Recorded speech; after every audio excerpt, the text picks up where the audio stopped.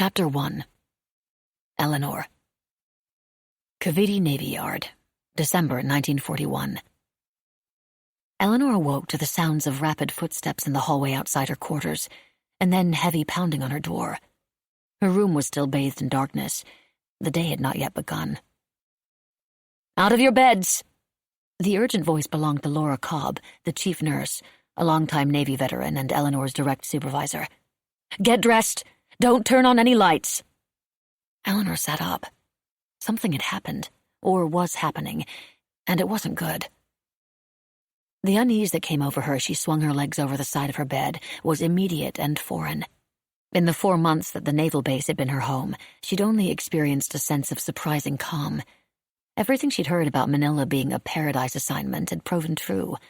The weekend parties in the city, the lazy afternoons on the beach, the long bicycle rides, and the ham days with Penny and Lita had all combined to make her off-duty hours seem as though she were on a perpetual vacation.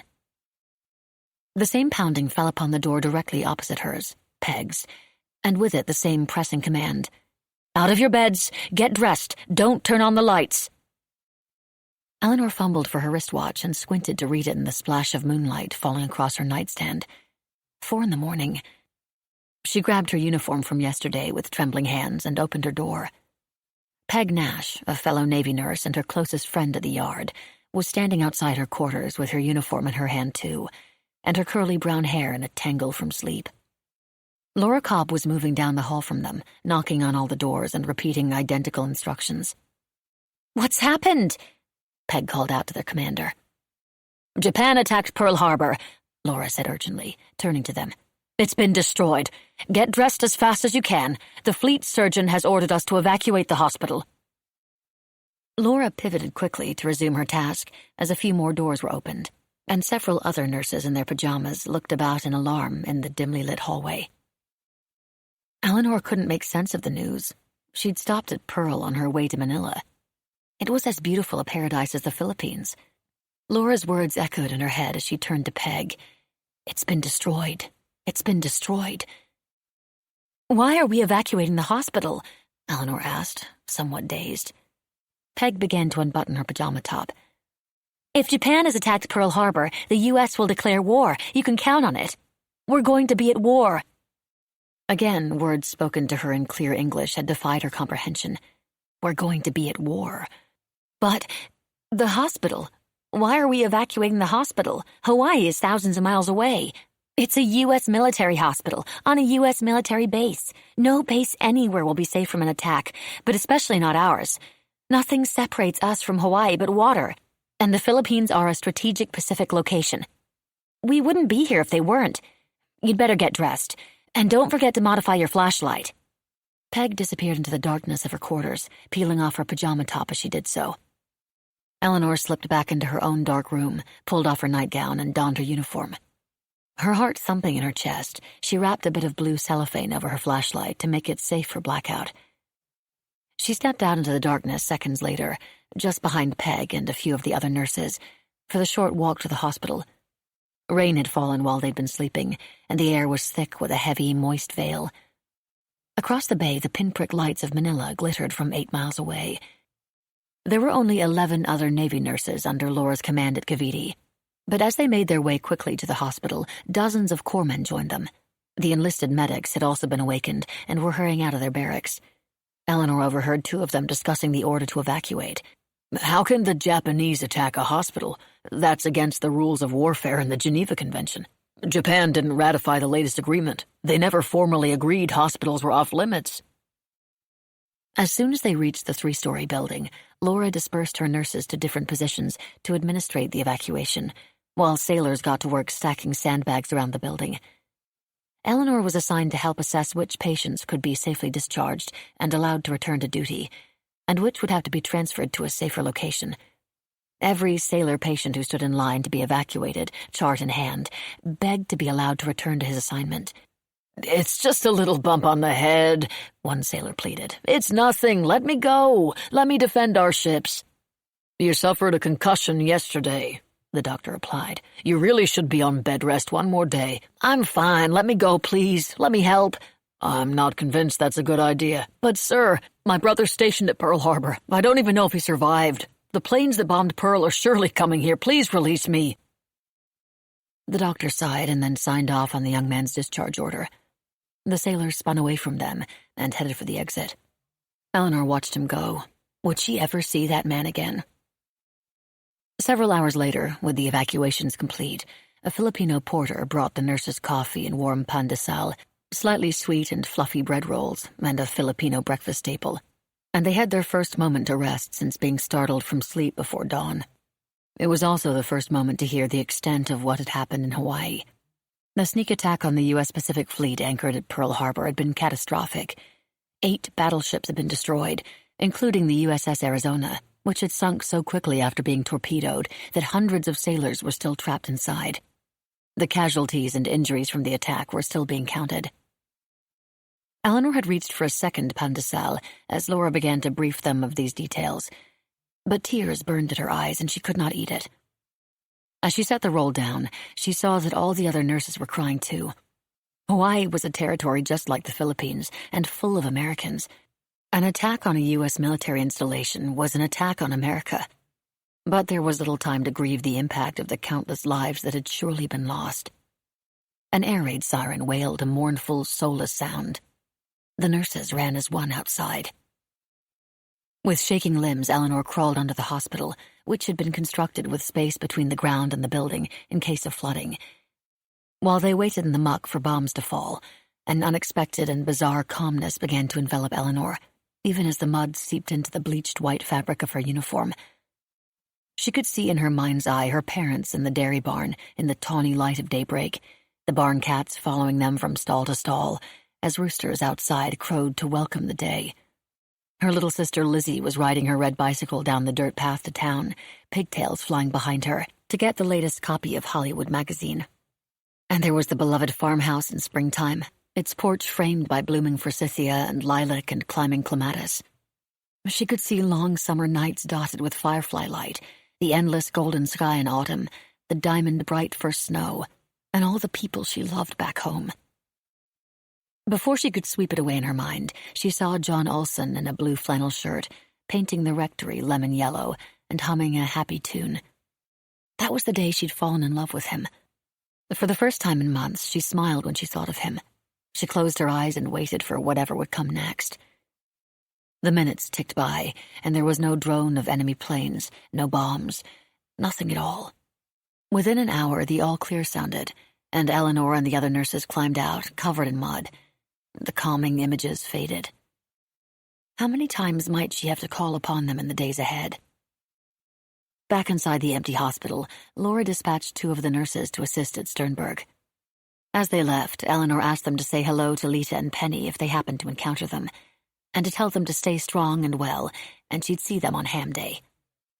"They will know what I mean," Eleanor said to her puzzled colleagues. Laura brought out dark blue dungarees and work shirts, the male sailor's typical uniform. "Obviously, our white dresses aren't practical right now. We're going to be wearing these." One of the nurses held up a pair of dungarees. They were huge. "You could fit 2 of me in these." "They're one size fits all, ladies. Make them fit. No complaints." In the nurse's day room, Eleanor took off her soiled dress, put on the new uniform, and cinched the dungarees around her waist as best she could with her uniform belt. The nurses looked at each other and their oddly fitting new clothes, and laughed for the first time that day. It felt good and wrong at the same time, and as they walked back into the hospital halls, the light moment slipped away, as if falling upon the pile of now useless white uniforms. Eleanor spent the rest of the day readying the emptied patient rooms and medical stores should captivity come under attack, her thoughts wandering every few minutes. There were nurses at Pearl Harbor. She could have been one of them. How many had survived? How many of them were hurt? How many of them had to rush to tend to the terrible wounds of bombing victims? Where in the world had they found the strength to do it? That night she fell into her bed exhausted. The long day had been physically draining, to be sure, but mentally as well. As tired as she was, though, anxiety energized her. Eleanor realized she was afraid, not of dying. She'd found a calming solace under the hospital, but that she wouldn't be able to keep her solemn word. She'd taken an oath, pledging not only to defend the United States, but to bear true faith and allegiance to her country and obey every order given her. She didn't want to break that promise. With all her heart, she didn't want to. But she had not considered that a Navy nurse would see war, not even when she had gotten the assignment to Cavite. She was not a warrior. She'd only wanted to escape the pain of a broken heart and chart a new purpose for her life. She hadn't really considered what she might be asked to do, only what she was asking her new life in the Navy Nurse Corps to do for her. Eleanor prayed a simple prayer as she closed her eyes against the darkness of the blackout conditions and her own fear. "Give me strength to do what I said I would do," she whispered. "Please give me strength. And watch over Penny and Lita. Please keep them safe." Eleanor awoke at first light to the news that the United States had declared war on the Empire of Japan. On Wednesday, the air raid siren sounded as Eleanor was eating lunch. Several sirens had wailed since Monday's devastating news of the attack on Pearl. She rose from her chair and took her toasted salami and cheese sandwich with her, as did the other nurses and commissioned staff eating in the quarters wardroom. It could be an hour or more before the all-clear sounded. The mood was slightly less urgent as they all made their way outside, past the sandbags and then under the barracks. Even though the U.S. was now at war, Eleanor had slept better the previous night than she did on Monday, when everything about their situation was new. Still, she wished she'd brought her coffee, too, as she watched one of the nurses maneuvering into the crawl space with her cup, coffee sloshing onto the dirt. As she settled in along with corpsmen, cooks, and a few other hospital personnel, Eleanor became aware of a sound she'd not heard during the other air raid alerts. A low and steady hum. An arrow of panic shot through her. Planes were overhead. Lots of them. One of the cooks still standing outside the crawl space dropped to his knees and scooted onto the building, yelling, "They're coming!" Eleanor instinctively drew her knees up to her chest, dropped her head, and covered it with her arms, the sandwich abandoned. She could hear anti-aircraft guns firing from afar and the pounding of her own heart. No bombs fell. "What's happening?" Peg asked the cook, who was now peering out from underneath the building. He paused before answering. "They're circling back. They're coming back." He slid underneath again, and everyone waited. This time, Eleanor kept her head up, but not for long. Bombs rained down, detonating on impact with thunderous roars. Each one seemed to fall closer to their sheltering place than the one before it. If the building took a direct hit, they would die in a flattening instant. Explosion after explosion rocked the earth, followed by a stretch of moments when the pounding ceased, only to return after the enemy planes had come back across the bay for another pass at Cavite. The ground under Eleanor heaved as the next rounds met their targets. Boom, boom, boom. She hoped the end would be quick. She hoped there would be only one intense moment of dizzying pain, as short as a blink of an eye, and then the sweet halls of heaven. She'd see Grandma Lindstrom again. How she'd missed her. Near Eleanor, someone was whispering, "Pray for us sinners, now and at the hour of our death." A hand closed over her own, Peg's perhaps. None of them would die alone. That was a tremendous comfort. She suddenly remembered it was Eldine Page's 28th birthday. Eleanor looked over at her. "Happy birthday, Eldine," she said softly, strangely wanting to make sure her co-worker heard these words before the end came for them. "Thanks," Eldine replied in a hushed tone that suggested she had needed to hear it. For an hour they waited for the bomb to fall that would kill them all, but it did not come, and then the booming ceased. The earth stopped quaking, the drone of aircraft faded. The all-clear sounded, and Eleanor and her nurse comrades crawled out from underneath their shelter to see what was left of Cavite. Acrid smoke billowed in every direction from great bulbous pillars of fire. Cavite Naval Yard had been all but obliterated. Across the bay, Manila looked much the same, torched and on fire. It made no sense to Eleanor. Manila was mostly a city of civilians. There was no time to contemplate the destruction. Laura Cobb yelled for them to run to the hospital, which had not been hit. There would be wounded coming to them. There had to be. They needed to prepare for those arrivals.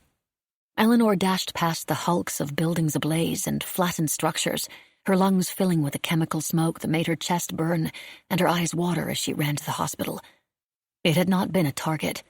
She could only hope Sternberg hadn't been either, and that Penny and Lita were safe.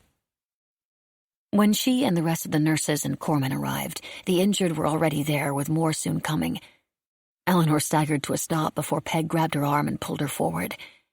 She'd never seen such injuries, not even in the training manuals. Shattered arms and legs bent in impossible positions or missing altogether, lacerations down to the bone, blackened flesh from horrible burns. The sounds of human anguish punctuated the air. Laura barked out instructions, sending some of them to see to the bleeders, some to the burn victims, and some to administer morphine to ease the suffering of those whose injuries were not life-threatening. Eleanor was given vials of the painkiller, all the while worried that she would run out of the drug before she'd seen to every injured person in the triage area. The nearby medical dispensary had been bombed, and nothing was left of it. One battered sailor, whose legs were twisted at unnatural angles, grabbed Eleanor's arm as she slipped the needle into his skin. "Is my mother all right?" His eyes were glassy, his voice weak. "I'm sure she's fine," Eleanor soothed, as she taped a tiny piece of gauze over the injection site. "But she's in her bedroom. How will she get downstairs? What if the stairs have been bombed?" The poor young man thought he was back home, wherever that was, and Eleanor couldn't linger to help him understand. Too many others needed her attention. "She is fine, I promise. Rest now." Eleanor went on to the next wounded man, who begged to know if his bunkmate had come through. They'd been together. Where was he? Another begged for her to put him out of his misery. Another, missing an arm, was attempting to rise from his stretcher as she reached him. Blood oozed from his tourniquet as he struggled to stand. "You need to lie still." Eleanor eased him back down with effort. "Let me go to my ship," he shouted. "I outrank you. Let me go. That's an order." "You are wounded, sir. You are bleeding. You mustn't move about."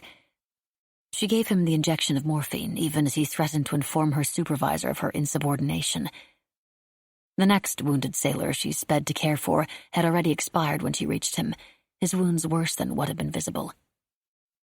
The hellish hours wore on, without electricity to sterilize the instruments or the elevator to send the most injured to surgery on the 3rd floor.